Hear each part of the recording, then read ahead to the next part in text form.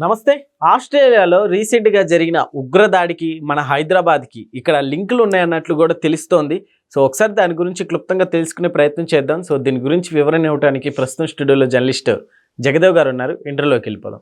Hello sir. Hi Zakir. Yes sir, ఇప్పుడు హైదరాబాద్కి లింకులు ఉన్నాయన్నట్లు కూడా తెలుస్తుంది సార్. అంటే ఇప్పుడు అతనికి మన హైదరాబాద్కి ఏమన్నా లింక్స్ ఏమన్నా ఉన్నాయా, లేకుంటే తను వేరే చోట నుండి ఇట్లా హైదరాబాద్ పాస్పోర్ట్ ఇట్లా ఏమన్నా తీసుకున్నారంటారా? యాక్చువల్గా ఈ ఉగ్రదాడి ఏదైతే ఉందో ఆస్ట్రేలియాలో జరిగింది, ఒక్కసారిగా ప్రపంచవ్యాప్తంగా కలకలం రేపింది. ఈ ఉగ్రదాడులు ఎప్పుడు కూడా మీరు అబ్జర్వ్ చేస్తే ఇటు యూరోపియన్ కంట్రీస్, తర్వాత మనకి సౌత్ ఏషియా వీటికి ఎక్కువగా ఉంటుంది తప్ప మళ్ళీ వెస్ట్రన్ కంట్రీస్లో ఉంది. కానీ ఆస్ట్రేలియా ఇటువైపు చాలా అరుదుగా చూస్తూ ఉంటాం. సో అలాంటిది అక్కడ ఆ బోండీ బీచ్ ఏదైతే ఉందో ఆ ఘటన ఒక్కసారి అందరినీ నివ్వెరపోయేలా చేసింది. ఇది మనకి నవంబర్ 26/11 ముంబై దాడి ఎలాగైతే కసబ్ లాంటి ఎదవలు వచ్చి చొరబాటు చేసి విచక్షణ రహితంగా కాల్పులు జరిపారో, అది ఛత్రపతి శివాజీ టెర్మినల్ దగ్గర కానీ తాజ్ హోటల్ దగ్గర కానీ. సో ఇక్కడ కూడా ఆ బోండీ బీచ్ లో ఒక యూదులకు సంబంధించిన ఒక జాతి వాళ్ళు క్రిస్మస్ ముందు చేసే వేడుకగా సెలబ్రేట్ చేసుకుంటున్నారు. వాళ్ళు దేశాల నుంచి కూడా వస్తారు, సెలబ్రేట్ చేసుకున్నారు. దానికి సంబంధించిన మత గురువు పెద్ద ఎవరైతే ఉన్నారో ఆయన అక్కడ కార్యక్రమం స్టార్ట్ చేశారు. బీచ్ లో దీపాలని వెలిగించడము, క్యాండిల్స్ వెలిగించడము, అవి పైకి ఎగరేయడము, చాలా సెలబ్రేట్ చేద్దాం అనుకున్న టైంకి ఈ ఇద్దరు దుర్మార్గులు వచ్చి విచక్షణ రహితంగా కాల్పులు జరపడం. ఆ మెయిన్ మత గురువు ఎవరైతున్నాడో ఆయన చనిపోయాడు. ఆయనతో పాటు మరో 15 మంది చనిపోయారు. అయితే ఇప్పుడు ఆ సాజిద్ అక్రము, నవీద్ అక్రమ్ ఎవరైతే కాల్పులు జరిపారో, సాజిద్ అక్రమ్ తండ్రి చనిపోయాడు అనుకుంటా. సో ఆ సాజిద్ అక్రమ్ అనేవాడే మన హైదరాబాద్ మూలాలకు చెందినవాడు. ఇది ఒక దౌర్భాగ్యం అయిపోయింది. ఎక్కడ ఏ ఉగ్రవాద ఘటన జరిగినా దానికి సంబంధించిన మూలాలు ఏదో ఒకటి లింకు, రిలేషను హైదరాబాద్తో సంబంధాలు ఉండడం అనేది కొంచెం బాధాకరంగా అనిపించే అంశం. అంటే మనం ఇక్కడ అందరం కలిసిమెలిసి ఇదిగా ఉన్నప్పటికీ ఈ విధంగా అది కూడా హైదరాబాద్ లో ఒక పర్టికులర్ ఒక ప్రాంతానికి చెందిన వాళ్ళు కావడం. సార్, భారతదేశంలో రీసెంట్ గా మనం చూసిన కొన్ని ఇన్సిడెంట్లు కూడా ఎక్కడ జరిగినా దానికి మూలాలు ఎక్కడో ఒక చోట నుంచి హైదరాబాద్ కి లింకప్ ఉంటూనే ఉంటుంది. అవును అవును, అది నేను చాలా వాటిలో చూశాను. మేబీ ఇక్కడ ఎక్కువగా ఆ పర్టికులర్ గా ముస్లిమ్స్ ఉండడం వల్ల ఆ రిలేషన్ అలాగా ప్రొలాంగ్ అవుతుందో లేదంటే ఎక్స్పాండ్ అవుతుందో తెలియదు. కానీ మొత్తం మీద అది కొంచెం మనకి ఇబ్బంది కలిగించే అంశమే. ఎందుకంటే ఆ చనిపోయిన సాజిద్ దగ్గర పాస్పోర్ట్ దొరికిందట. అది కూడా ఇండియా పాస్పోర్ట్. ఎప్పుడో ఆయన 90s లో చదువు కోసమని ఇక్కడ నుంచి ఆస్ట్రేలియా వెళ్ళిపోయి అక్కడే ఒక యూరోపియన్ అమ్మాయిని పెళ్లి చేసుకొని పిల్లలు ఇద్దరు కన్నాడంట. ఒక కొడుకు, ఒక కూతురు. కొడుకును మళ్ళీ అంటే ఎందుకు మరి అంత చదువుకుని కూడా ఇట్లా దీని వైపు ప్రభావితం అవడం అనేది చాలా మూర్ఖత్వం అనిపించట్లే, ప్రాణాలు తీసేలాగా. అఫ్ కోర్స్ డాక్టర్లే దానికి సిద్ధపడితే వీళ్ళు ఎంత చెప్పండి. మరి మొన్న ఢిల్లీ బ్లాస్ట్ ఘటనలో డాక్టర్లు అంటే దేవుడితో సమానంగా చూస్తాం కదా, అటువంటి డాక్టర్సే ప్రాణాలు తీయాలని డిసైడ్ అయ్యారంటే చూడండి. అంటే తినే ప్రసాదాల్లో కలపాలనుకోవడం. ఇప్పుడు వాళ్ళకి ఇంకో మూర్ఖత్వం అర్థం కానిది ఏంటంటే, సరే మీరు కలిపేరు, విషము తింటారు, ఓకే. వాటితో పాటు వేరైతే మీరు ఏ మతస్థులనైతే చంపాలని, హిందువుల్ని చంపాలని టార్గెట్ చేసుకున్నారో దాంతోపాటు మీ వాళ్ళు కూడా కొంతమంది చనిపోతారుగా. కొన్ని ఇటువైపు లేని కన్సర్న్ అటువైపైనా ఉండాలి కదా. ఆ కన్సర్న్ కూడా లేకపోవడం ఏంటి? అంతే పోన్లే, మన వాళ్ళు ఒక 100 మంది చచ్చిపోతే మన వాళ్ళకి 2-3 చేస్తారు, చాచితే చావుని మన కోసం ప్రాణాలు ఇప్పిస్తారు, అవనిలే అని, అది తప్పు కదా. సో అలాగా డాక్టర్స్ చదువుకున్న వాళ్ళు సైతం ఇట్లాంటి మూర్ఖత్వానికి పాల్పడితే మరి ఆ సాజిద్ లాంటోడు ఏం చదివాడు, ఏం సార్థకత అది? పైగా అక్కడ అమ్మాయిని ప్రేమించి అక్కడికి వెళ్ళాక యూరోపియన్ అమ్మాయి ఎవరు వచ్చింది ఈయనలాగా చదువుకోవడానికి, ప్రేమించాడు, పెళ్లి చేసుకున్నాడు.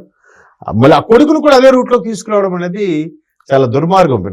నువ్వంటే ఏదో నీ బుద్ధి గడ్డి తిని నువ్వు డైవర్ట్ అయ్యో బాగుంది, కొడుకు జీవితం పాడైపోలే. ఇప్పుడు ఆయన కొడుకు ఆడు దొరికిపోయాడు, ఆయన తండ్రి ఎలాగ పోయాడు. ఇప్పుడు ఆడ బతుకేముంది? ఇంకా మళ్ళాంటి చట్టాలు కావు అక్కడ. చాలా అసలు వాళ్ళు ఆస్ట్రేలియా వాళ్ళు ఎంత ఇది అంటే చిన్న చిన్న వాటిగా తట్టుకోలేరు వాళ్ళు. వాళ్ళకి చూడండి, క్రికెట్ లో కూడా అస్సలు స్పోర్టివ్నెస్ ఉండదు. మంచిది, బాగా ఆడతారు. ఇప్పటికి 4-5 వరల్డ్ కప్లు వచ్చాయి. 50 వన్డే ఇంటర్నేషనల్ 4 వరల్డ్ కప్లు ఎన్నో వచ్చాయి వాళ్ళకి. అయినప్పటికీ ఒక్క మ్యాచ్ ఓడిపోయినా కూడా తట్టుకోలేరు, అంత సివియర్ గా తీసుకుంటారు వాళ్ళు. మీకు గుర్తుందో లేదో, ఆల్మోస్ట్ 2012-13 టైంలో ఆస్ట్రేలియాలో భారతీయుల మీద చాలా దాడి జరిగింది. అంటే వీళ్ళు రావడం వల్ల మాకు ఉద్యోగ అవకాశాలు పోతున్నాయి, వీళ్ళు రావడం వల్ల మాకు విద్యకి ఇబ్బంది అవుతుంది అని చెప్పి మన వాళ్ళని చాలా మందిని కొట్టడము, మరి కొంతమందిని అయితే ఒకరికైతే కాలు చేయి తీసేశారు, చాలా ఇష్యూస్ అయ్యాయి అప్పట్లో. అంటే వాళ్ళు విదేశీయుల యొక్క ఆధిపత్యాన్ని తట్టుకోలేరు. సో అలాంటి దేశాలు ఇప్పుడు దొరికాడంటే ఇంకేమో ఉంచుతారా? వాడికి ఎలాంటి కఠిన చట్టాలు ఉంటాయి?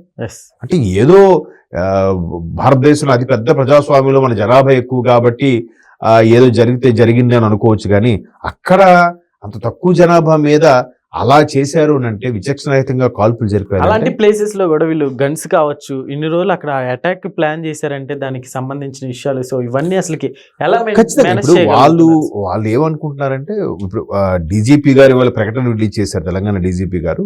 దానికి సంబంధించిన మూలాలు ఇక్కడ వాళ్ళని కూడా ఎంక్వైరీ చేస్తే ఇక్కడ ఉన్నప్పుడు ఆయన మీద ఎటువంటి నేర చరిత్ర లేదు. నేర చరిత్ర లేకుంటే కదా పాస్పోర్ట్ అది ఇష్యూ చేసేది, ప్రాపర్ గా ఇష్యూ చేస్తారు, వీసా కూడా వచ్చింది, అందుకు వెళ్ళిపోయాడు. అప్పుడు అలా ఉండేది కాదు, తర్వాత మరి మతపరమైన ఆలోచనలు పెరిగి అలా మారి ఉండొచ్చేమని చెప్పి ఇక్కడ ఆ రిలేషన్స్ ఎవరైతే ఉన్నారో వాళ్ళు చెప్పారంట.